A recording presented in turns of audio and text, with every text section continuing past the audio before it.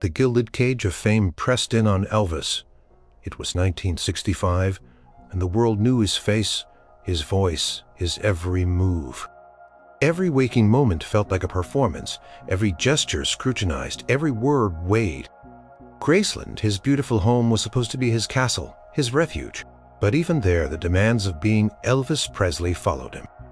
Phone calls rang constantly, managers scheduled endless meetings, and the sheer weight of expectation felt crushing. He loved his fans, loved the music, but sometimes he just needed to breathe. He found himself wandering the halls of Graceland one hot Mississippi afternoon, a restless energy buzzing beneath his skin. The grand rooms filled with elegant furniture and glittering awards suddenly felt cold, almost impersonal. They were monuments to his success, but they weren't necessarily places of peace. He needed a corner of the world where he wasn't Elvis Presley, the king of rock and roll, but just Elvis. A man who liked to think, to strum his guitar without an audience, to just be. His gaze landed on the unfinished basement, a space that was mostly storage and utility. It was large, sprawling, and utterly devoid of the polished glamour upstairs. A wild idea began to form in his mind, something so different, so unexpected, that it almost made him smile. What if this space, this forgotten corner, could become exactly what he needed? He started sketching, almost compulsively, on whatever paper he could find. Napkins, the back of a script, even the margin of a newspaper. He wasn't an architect, not really, but his mind saw things, felt things. He pictured a place that was the antithesis of his public life. No flashing lights, no adoring crowds, no endless interviews, just nature, raw, untamed, vibrant nature. He envisioned a room that felt like an escape, a secret garden deep within his own home. He'd always loved the outdoors, the feeling of the earth beneath his feet, the sound of water. But with his level of fame, true privacy in nature was impossible. Couldn't just wander into the woods without being mobbed. So he would bring the woods to him. A jungle, he mumbled to himself, the word tasting right. Not a neat manicured garden, but a wild, lush jungle. He thought of the exotic plants, the sounds of a faraway land, the feel of natural textures. He wanted the air to feel different, cooler, with a scent of damp earth and growing things. He wanted a waterfall, a real one, with a gentle murmur of falling water, to drown out the noise of the outside world to Dried. He knew it would sound crazy to others. Elvis wants a jungle in his basement. They'd laugh, they'd question his sanity, but for him, it was more than just a decorating whim. Call me nature. He wanted to feel grounded, to reconnect with something real and organic. He wanted a space where he could shed the heavy mantle of superstardom and simply exist. He thought about the vibrant colors of tropical plants, the rough texture of natural stone, the cool flow of water. He imagined sitting there undisturbed, perhaps playing a quiet tune on his guitar, or simply closing his eyes and listening to the sounds of his own created oasis. It would be a place where the walls themselves felt alive. Breathing with him, the initial concept was bold, audacious. Even his staff, when he first tentatively brought up the idea, looked at him with polite confusion. A waterfall, Mr. Presley. Indoors? But Elvis was firm. This wasn't just a project, it was a quest for peace. He described it with an almost childlike enthusiasm, his eyes alight with a vision only he could see. He wanted the rocks to look real, like they'd been there for centuries, shaped by water and time. He wanted the plants to spill and cascade, to feel untamed and wild.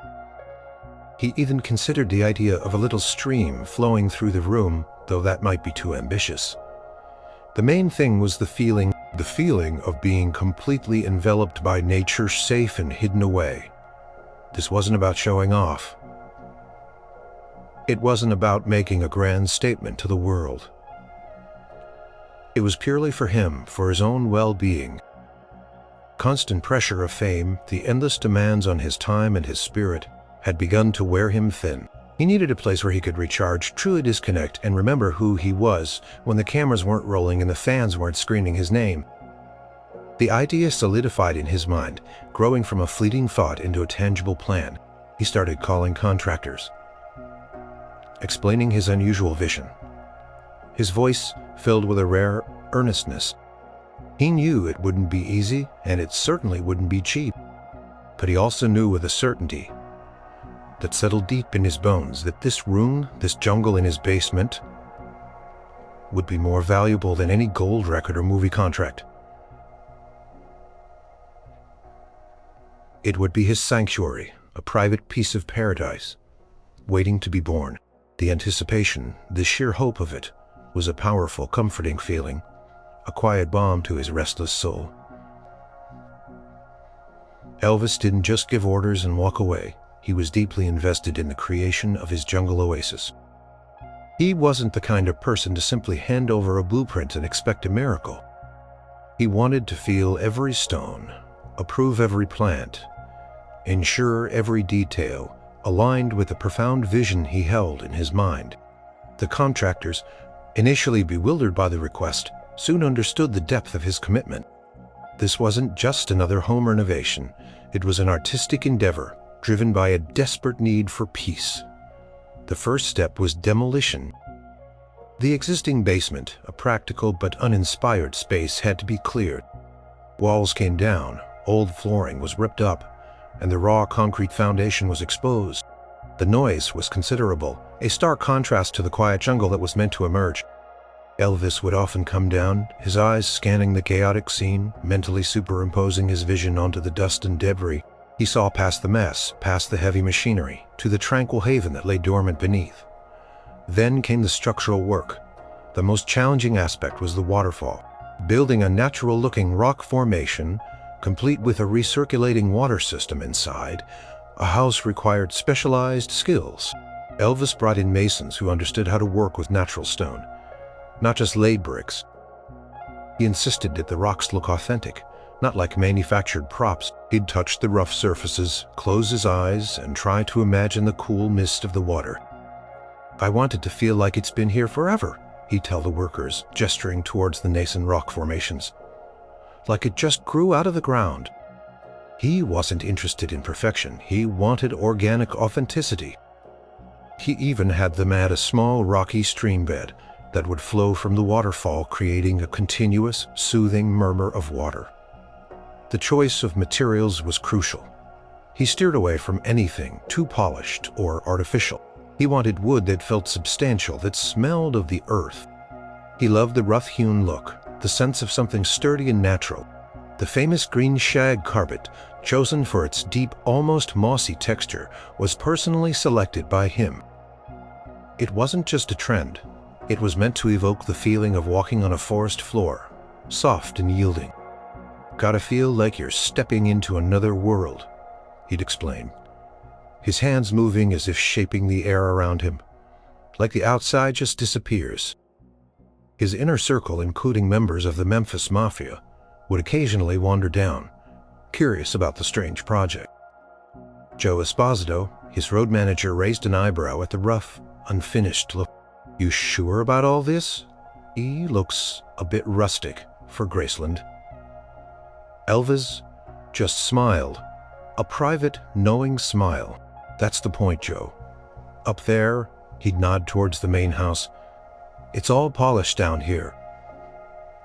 It's gotta be real. It's gotta be wild." There were moments of frustration, of course. Contractors sometimes struggle to translate his abstract ideas into concrete reality. The water pressure for the waterfall, the drainage, the humidity control needed for the plants. These were technical challenges, but Elvis remained patient, persistent. He'd spend hours discussing details, making sure every element contributed to the overall feeling of sanctuary. He thought the plants were another passion project. He worked with a local nursery, selecting specific types of ferns, philodendrons, and other tropical foliage that would thrive indoors and create the dense, lush environment he desired. He talked about the importance of different shades of green, the way the light would play on the leaves, the feeling of being surrounded by living things. He imagined the clean, earthy scent filling the air, a natural perfume, far superior to any artificial spray. As the weeks turned into months, the room began to take shape. The rough concrete floor was covered with the thick forest green carpet. The raw rock formations were complete, awaiting the final touches of water and light. The air in the basement, once stagnant, started to feel fresher, cooler, as if anticipating the life that would soon fill it. For Elvis, the construction process itself was a form of therapy. It was a tangible project, something he could control, something he could pour his creativity into without the interference of studios or record labels. It was a silent rebellion against the manufactured perfection of his public image. Here in the evolving jungle, he was an artist creating a space, not just a performer creating a song. He envisioned himself sitting there, his guard down, the weight of the world lifting from his shoulders. He saw his family, especially little Lisa Marie, exploring the jungle as if it were a real adventure. This room wasn't just for him, it was for them too, a place where they could all find a unique kind of peace together. The initial skepticism from others slowly began to transform into curiosity, even admiration, as the room's unique character emerged. It was undeniably unconventional, but there was an undeniable charm to it, a bold statement that only Elvis could make. As the final elements began to fall into place, the furniture arriving, the plants being carefully placed, a quiet excitement built within Elvis. The vision was almost complete. His sanctuary was nearly ready. The day it was truly finished, the air in the jungle room felt different. It was cool, hushed, and carried the faint earthy scent of damp stone and living plants. The steady, melodic murmur of the waterfall filled the space, a soothing symphony that instantly quieted the restless chatter in Elvis's mind. He stepped across the threshold alone, and for the first time felt the full embrace of his creation. The infamous green shag carpet stretched out like a plush, mossy forest floor, inviting bare feet. The rough, hewn wooden furniture, handcrafted to blend with the natural theme, seemed to grow out of the ground, but it was the rock formations that truly captured him. They were just decorative. They felt ancient, almost primal, stretching from floor to ceiling, their crags and crevices softened by carefully placed tropical plants that spilled over their edges. Like green waterfalls, he walked slowly, his hands trailing over the cool, bumpy surface of the rocks. The lighting was subtle, strategically placed to highlight the textures and create shadows that deepened the illusion of a natural grotto. It wasn't brightly lit like the rest of Graceland.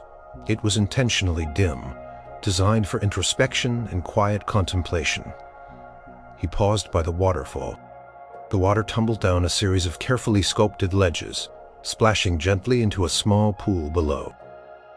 The sound was hypnotic, a continuous whisper that seemed to absorb all other noises. He closed his eyes, inhaling deeply. The air felt clean, oxygenated by the plants, and a faint mist from the waterfall kissed his skin. For a moment he forgot everything else. He wasn't Elvis Presley, the global superstar. He was just Elvis, a man standing in his own private oasis. A wave of profound relief washed over him. This was the place he had dreamed of, the sanctuary he had so desperately yearned for. The weight he carried, the constant pressure, the endless expectations, they seemed to dissipate in the tranquil atmosphere of the room. Here he could simply be. There was no stage, no microphone. He found himself drawn to one of the large, comfortable chairs, its wooden frame sturdy and its cushions inviting. He sank into it, leaning back, his eyes slowly taking in every detail. The room wasn't perfect in a conventional sense. It was raw, a little wild, just as he had intended. It had a comforting authenticity that the more ornate rooms of Graceland lacked. He reached out and touched a broad, waxy leaf of a philodendron. It felt cool and alive beneath his fingers. He noticed the details. The way the light filtered through the leaves, casting dappled patterns on the carpet. The subtle differences in the greens of the various plants, the tiny, almost imperceptible movements of the water in the stream bed. Here he felt a deep sense of connection. not to the world outside, but to something fundamental within himself. It was a place where his mind could quiet, where the constant hum of his fame-driven life could finally dim. He felt grounded, connected to the earth, even though he was in the basement of his mansion. He thought about the sleepless nights, the relentless touring, the invasive media, the desperate need to always be on. All of that faded away here. The Jungle Room was a place where he didn't have to perform, didn't have to pretend. He could just exist, breathe, and let his mind wander wherever it pleased. He imagined bringing his guitar here, letting new melodies flow from his fingers, unburdened by commercial expectation. He pictured himself reading, or simply meditating, letting the natural sounds of the room transport him far away. This wasn't just a room, it was a state of mind. His first moments in the finished Jungle Room were a revelation. It wasn't just decoration, it was healing. It was a tangible manifestation of his deepest desire for peace and privacy. The very air seemed to hum with a quiet energy, a profound sense of calm that enveloped him completely. He spent a long time there, just sitting, listening, feeling. He didn't speak, didn't move much. He just absorbed the tranquility. It was the deepest breath he had taken in years. The Jungle Room wasn't merely a quirky addition to Graceland. It was a lifeline. It was proof that, even for the king, true royalty lay not in crowns and castles, but in finding a personal sanctuary, a quiet corner, where the soul could finally rest. And in that moment, in the soft glow of the waterfall, Elvis found exactly that.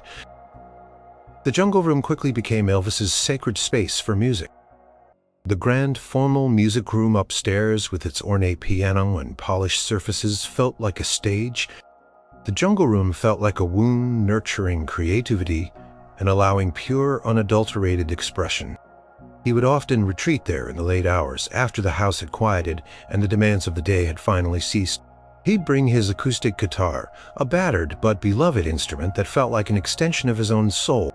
The soft green carpet muffled his footsteps, and the continuous whisper of the waterfall created a natural sound barrier isolating him from the outside world. Sitting in one of the comfortable rustic chairs, he'd strum the guitar softly, letting the notes resonate in the unique acoustics of the room. The thick carpet and the rough, uneven surfaces of the rock formations absorbed the sound, giving it a warm, intimate quality. It wasn't like playing in a recording studio where every note was scrutinized and analyzed. Here it was just him and the music. Sometimes he'd play old gospel hymns, his voice a quiet murmur filled with a deep reverence. These were the songs that first touched his spirit, the melodies that felt like home. In the Jungle Room, surrounded by the earthy comfort, he could sing them with an honesty that was often hard to find in the glare of the spotlight. He could experiment with different harmonies, different rhythms, without the pressure of a producer listening and timing him. Other times he'd work on new material, struggling with a lyric, trying to find the perfect chord progression. The natural environment seemed to unlock something in him. He found himself writing songs that were more personal, more reflective than the upbeat hits he was famous for. The sounds of the waterfall became a kind of rhythm section, a constant, soothing beat against which his melodies could unfold. He'd spend hours there, lost in thought, his guitar resting on his knee. He'd hum, trying out different vocal phrasing, his rich baritone softened by the intimacy of the room. He wasn't thinking about album sales or chart positions. He was thinking about the feeling of the music, the emotion he wanted to convey. Many of his iconic songs were undoubtedly shaped, at least in part, by the quiet contemplation that happened in the Jungle Room. It wasn't a recording studio, but it was a rehearsal space for his soul. He'd hum melodies into a small tape recorder, often just raw ideas, unpolished and vulnerable. These weren't for public consumption, but for his own private exploration. The room offered a rare kind of freedom. There were no expectations here. He didn't have to be the king. He could just be Elvis, the boy from Tupelo who loved to sing. The raw primal decor mirrored a raw primal connection to his music that often got lost in the spectacle of his career. He found solace, not just in the act of playing, but in the silence between the notes. The tranquil atmosphere allowed him to clear his head, to listen to the inner voice that guided his artistic choices. The room was a sanctuary for his muse, a place where inspiration could flow freely, untainted by the demands of the industry. Sometimes he'd just sit and listen to records, not his own, but music from artists who inspired him. Gospel groups, blues, legends, opera singers. He'd lie on the soft carpet, his head resting on a cushion, the music washing over him as he stared up at the sky created by the lighting on the rock ceiling. It was a space for learning, for absorbing, for simply enjoying the art of others without judgment or analysis. The jungle room wasn't just where he made music. It was where he reconnected with why he made music. It was where he remembered the pure joy of a melody, the power of a lyric, the spiritual connection that music provided. In a life filled with external pressures and public demands, the jungle room allowed him to tap into his deepest creative wellspring, finding strength and authenticity in its quiet embrace.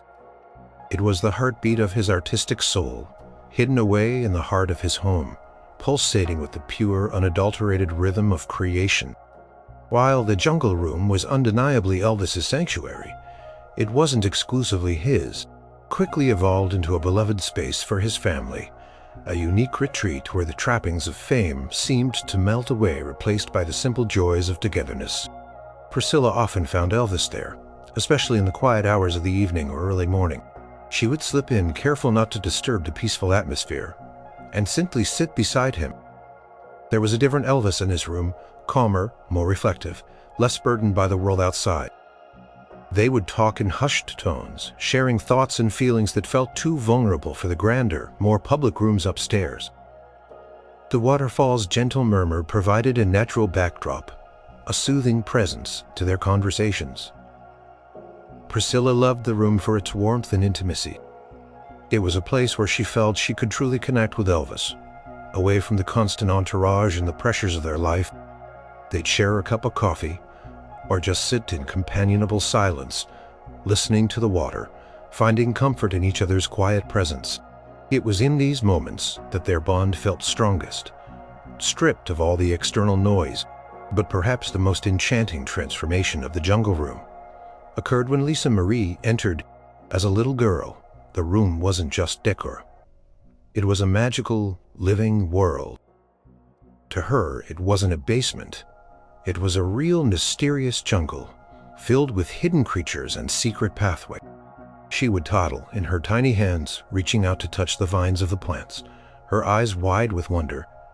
Elvis adored watching her in the room. He'd sit on the floor with her, pointing out the different types of leaves, making up stories about the imaginary animals that lived among the rocks. "Look, little bear," he'd whisper, his deep voice softened by affection. "A friendly snake lives in this cave." Lisa Marie treated the rock formations as mountains to be climbed, with help, of course, and the plush green carpet as a soft, safe jungle floor. She'd bring her toys, tiny plastic animals, dolls, and create elaborate scenarios amidst the real foliage. The waterfall was her magnificent river, the plants her dense forest. Her laughter, clear and uninhibited, echoed softly in the room, a sound Elvis cherished more than any applause.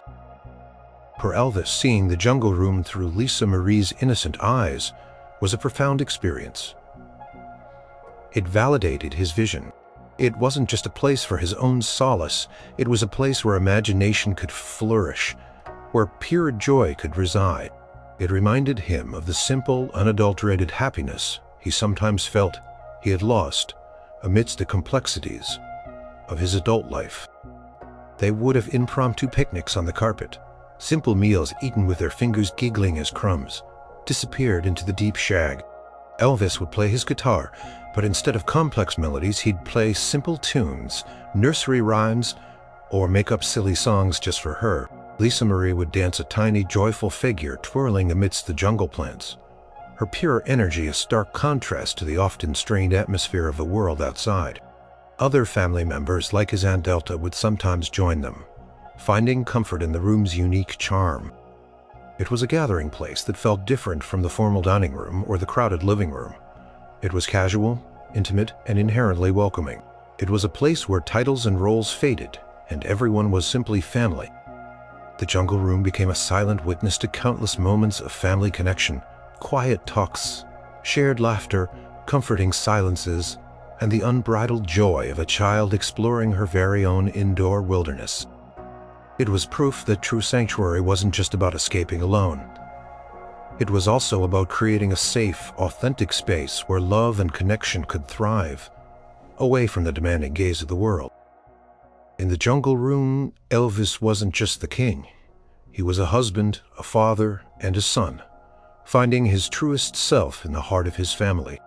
Life as Elvis Presley, despite all its outward glamour, was a relentless, emotional roller coaster. Pressure to constantly deliver the scrutiny of every mistake, the loneliness that often accompanied immense fame, it all took its toll. When the weight became too heavy, when the outside world felt too overwhelming, the jungle room became his first, and often only retreat. There were days when the critics were particularly harsh, when a movie didn't perform as well as hoped, or when personal relationships frayed under the strain of his unique lifestyle. On those days, Elvis would disappear. His staff knew where to find him, or rather where not to disturb him. He would descend into the cool, quiet embrace of the jungle room. He didn't seek company then, he sought solitude. He would often just sit in one of the large, comfortable chairs, or sometimes even lie directly on the soft green carpet, staring up at the faux sky and listening to the unceasing murmur of the waterfall. The rhythmic sound acted like a natural white noise machine, drowning out the frantic voices in his head, replacing them with a steady, calming presence. In those moments, the room wasn't just decor. It was a physical manifestation of comfort. The rough textures of the rocks felt grounding, the earthy scent was cleansing, and the enclosed cave-like atmosphere provided a profound sense of security. It was a space where he could let his guard down completely, where no one expected him to be strong, matic, or perpetually on. He could just be vulnerable, exhausted, even heartbroken. He would talk to himself sometimes out loud, sometimes in whispers, working through his frustrations, his fears, his regrets. The plants didn't judge. The water didn't question. They just existed, offering a silent, unwavering presence. It was a place where he could cry without shame, where tears could mingle with the gentle mist from the waterfall, unnoticed and unjudged. One particular instance stands out. After a particularly grueling touring schedule and a string of difficult personal revelations, Elvis returned to Graceland, visibly drained. The usual vibrant energy that pulsed around him was dimmed, replaced by a quiet weariness. He walked past his waiting staff, past the curious glances, and went straight to the basement. He spent hours in the jungle room that day. Priscilla would occasionally check on him, peeking in quietly. She saw him sitting motionless, his head in his hands, then slowly lifting it to gaze at the waterfall. There was a raw, aching vulnerability about him, a profound sadness that seemed to envelop his powerful frame.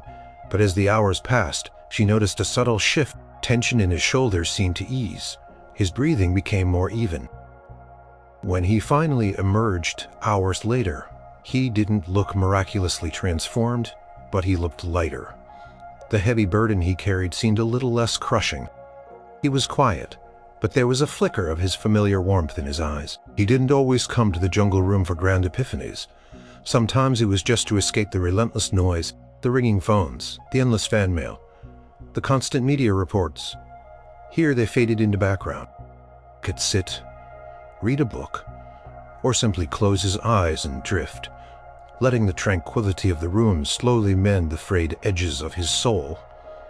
The jungle room was his emotional pressure valve. It allowed him to decompress, to process the immense emotional toll of his life in the public eye. It was a constant, unchanging haven in a life of constant upheaval. It offered him a silent, accepting refuge. a deep breath when the world tried to suffocate him. In its embrace, Elvis found the solace he so desperately needed, allowing him to face another day, another performance, another challenge, with a renewed if fragile sense of strength. The Jungle Room truly came alive after dark, particularly in the quiet hours past midnight. This was when Elvis, often a night owl, would gather his closest friends, the core of the Memphis Mafia, those he trusted implicitly, for what became known as the Midnight Sessions. These weren't formal meetings or loud parties. They were informal, deeply personal gatherings, fueled by music, conversation, and a profound sense of brotherhood. With the house hushed, the waterfall's presence became even more prominent, its murmur weaving through the conversations.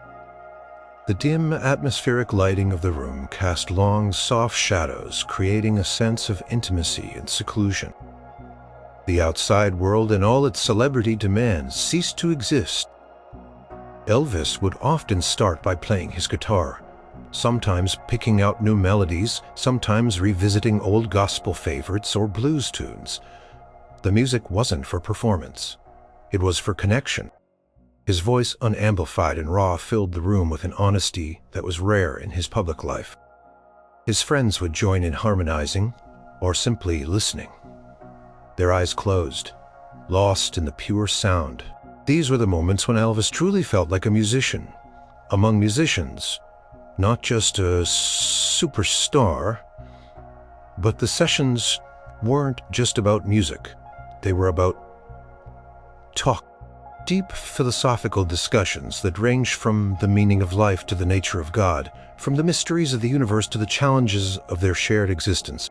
Elvis, always a seeker, found an intellectual and spiritual outlet in these midnight conversations. He could ask questions, voice doubts, and explore ideas without judgment. Jungle Room became a confessional, a place where masks came off. His friends, too, found it easier to open up in the soothing, non-judgmental environment. They shared their own struggles, their hopes, their fears. The rough-hewn walls and the calming sound seemed to absorb their vulnerabilities, holding them in a safe embrace.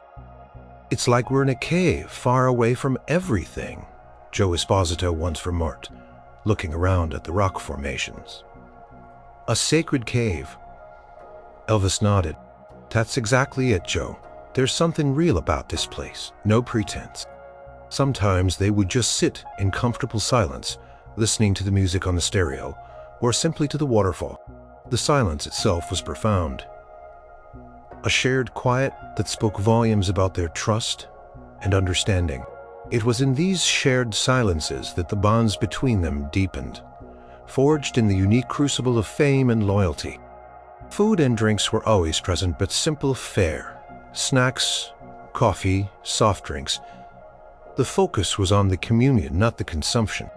They would stay up until the early hours of the morning, sometimes until the first hint of dawn appeared, their conversations meandering, punctuated by laughter, thoughtful pauses, and the soulful strumming of Elvis's guitar. These midnight sessions in the Jungle Room were a crucial emotional release for Elvis. They provided a space where he could be authentic, surrounded by the few people who truly understood the complexities of his life. He wasn't the king, he was their friend, their brother, their confidant, and in turn, they were his anchors, his sounding boards, his support system. The room facilitated this profound connection.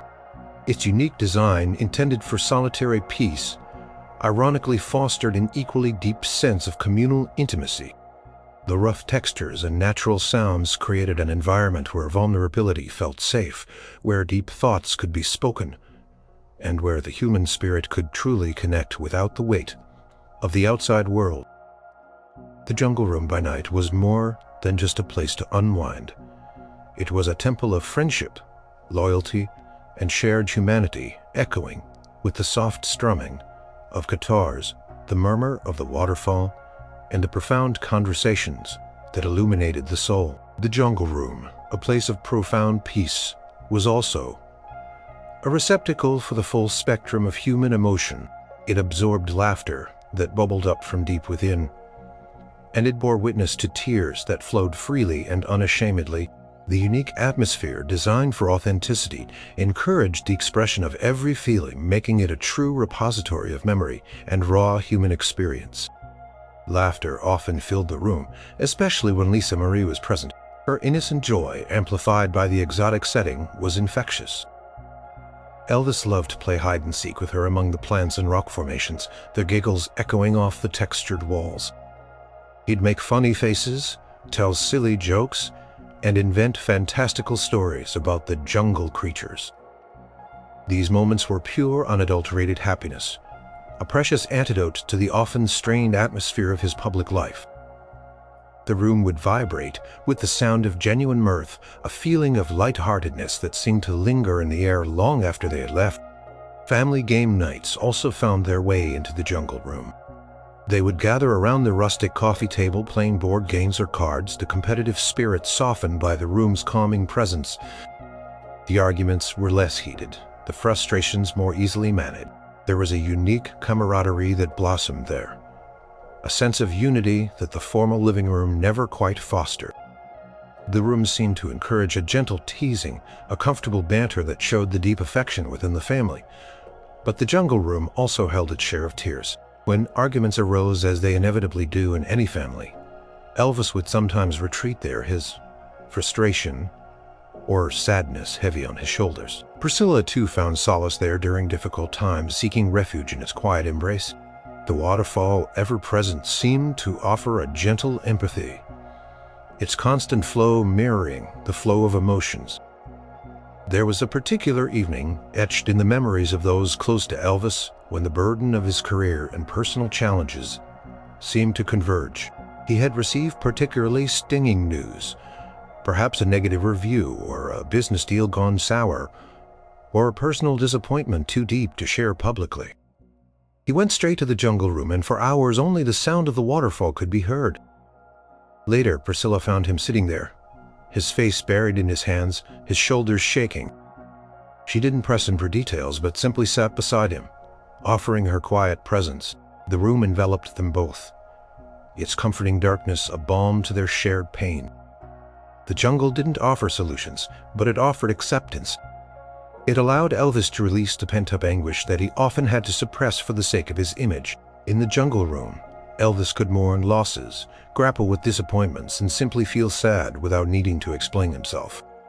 It was a place where his larger-than-life persona could crumble, revealing the vulnerable man beneath. The raw, earthy decor seemed to validate these raw emotions, making them feel natural and understandable, rather than something to be hidden. The air in the room, over time, seemed to absorb these varied emotions. It became imbued with the echoes of joyous laughter, the solemnity of deep conversations, and the quiet comfort offered during moments of profound sadness. It wasn't just a physical space. It was a living testament to the human experience, a silent witness to the ebb and flow of life within the walls of Graceland. The jungle room wasn't merely a backdrop. It was an active participant in these emotional landscapes. It provided the safe haven, the gentle embrace that allowed these feelings to surface and be processed. It was a place where Elvis and his family could truly be themselves, experiencing the full richness of their lives without the world watching. And in its quiet heart, the room held all of it: the joy, the pain, the profound moments that shaped the man behind the legend. As the years passed and Elvis's life became increasingly complex and challenging, the jungle room remained his constant. It was the one place in his world that never changed, never demanded anything of him, and never judged. Its enduring presence was a profound source of stability in a life that often felt spiraling out of control. In his later years, as the pressures mounted and his health began to decline, Elvis spent more and more time seeking refuge in the jungle room. The physical demands of touring, the relentless recording schedule, and the personal struggles took a heavy toll. When the outside world felt like a chaotic storm, the jungle room was his unwavering anchor. A place of predictable peace. He would often retreat there late at night, or in the very early hours of the morning when the house was completely silent. The waterfall, His constant companion would murmur its timeless song, a soothing counterpoint to the turmoil in his mind. He would sit for hours sometimes, just listening to gospel music, sometimes simply lost in thought, his eyes gazing at the familiar, comforting shapes of the rocks and plants. The room became more than just a sanctuary. It was a confidant. It held his unspoken fears, his quiet regrets, his yearning for simpler times.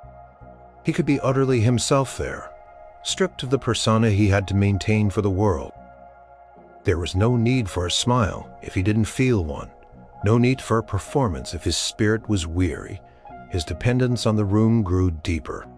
It was a physical manifestation of comfort, a place where the air itself seemed to breathe acceptance. He found solace in its unchanging nature, while his life outside its walls was a whirlwind of changes, disappointments, and escalating pressures. The jungle room remained the same, a steadfast haven of tranquility. Sometimes he would bring a Bible with him, reading passages by the soft light, seeking spiritual comfort. Other times, he would simply sit in the dim quiet, letting the sounds of the water and the feel of the earthy carpet ground him. It was a place for introspection, for trying to make sense of a life that had become so immense, so demanding. Even as his health declined, and his movements became more labored, he would still make his way to the jungle room. It was a pilgrimage to his personal peace. The room didn't offer cures for his ailments, but it offered respite for his soul. It allowed him to quiet the physical pain, to momentarily escape the mental anguish, and to find a fleeting moment of pure, unadulterated calm. One of the most poignant images of Elvis in his later years is of him in the jungle room, a solitary figure in his self-made oasis. He might be strumming a guitar softly, or simply leaning back in his chair, eyes closed, lost in the unique embrace of the room. These were his moments of pure authenticity, his true self emerging from beneath the layers of fame and expectation. The jungle room bore witness to his final years, offering him a consistent source of peace until the very end. It was in this room, amongst the familiar rocks and plants, that he found some of his last moments of quiet reflection and genuine comfort. It was a silent, unwavering friend, providing a space where the king of rock and roll could simply be Elvis, a man seeking solace in the heart of his home. Its enduring spirit, imbued with countless hours of his presence, was a testament to its profound meaning in his tumultuous life. On August 16, 1977, the world lost Elvis Presley. Graceland, once a vibrant hub of activity and the private sanctuary of its king, fell into a profound silence. The gates, usually bustling with fans, became a place of mourning. But within the walls of the mansion, particularly in the quiet depths of the jungle room, something of Elvis's spirit endured. Years later, when Graceland opened its doors to the public, the jungle room became one of its most iconic and beloved attractions. Visitors from all corners of the globe stepped into this unique space, often with a mix of curiosity and awe. They saw the quirky decor, the green shag carpet, the rough-hewn furniture, and the indoor waterfall. Many initially saw it as a testament to Elvis's eccentric taste, but as they lingered, something else began to resonate. People spoke of a feeling, a peculiar sense of calm that permeated the room. Constant murmur of the waterfall continued its timeless song, a soothing presence that seemed to quiet the usual chatter of a tourist crowd. The lighting, intentionally dim, fostered an atmosphere of introspection even for fleeting moments. The air felt different, almost sacred, compared to the more grand public rooms. Visitors found themselves drawn to sit on the edge of the furniture, or simply stand quietly taking in the unique energy. They didn't always know why they felt this sense of peace, but they felt it nonetheless. It was the enduring legacy of Elvis's profound need for sanctuary, a feeling so deeply imprinted on the room that it transcended time and public gaze. Graceland tour guides over the years began to emphasize the deeper meaning of the jungle room. They explained how Elvis had designed it not for show but for solace. They recounted stories of his midnight sessions, his quiet moments with Priscilla and Lisa, Marie's childhood adventures. These stories helped visitors understand that the room was more than just a famous rock star's peculiar decorating choice. It was a deliberate act of self-preservation. The room became a testament to the fact that even the most famous person in the world needed a place to escape, to be authentic, to simply breathe. It highlighted the human side of Elvis, the man beneath the legend who yearned for peace and privacy just like anyone else. It reminded people that fame, for all its glitter, could also be a heavy burden. Today, the Jungle Room stands as a powerful symbol of quiet strength and authenticity. It's a place where you can almost hear the faint echoes of Elvis's guitar, the soft murmur of his conversations, and the innocent laughter of his daughter. It carries the weight of his vulnerability and the profound peace he found within its walls. When fans walk out of the Jungle Room, they often carry a different impression of Elvis. They see not just the king, but the man who desperately needed a quiet corner in a loud world. The room continues to offer a unique kind of comfort, not just to the memory of Elvis, but to everyone who steps inside. It's a silent reminder that amidst the chaos of life, everyone deserves a sanctuary, a place where they can truly be themselves. The story of Graceland's Jungle Room is not just a tale of design, it is a heartwarming narrative of a man's quest for inner peace. It stands as a timeless testament to the enduring human need for refuge, a place where the soul can rest, recharge, and simply be. It is a legacy of peace, imagination, and authenticity, forever etched into the very fabric of Graceland, continuing to whisper its comforting secrets to all who listen.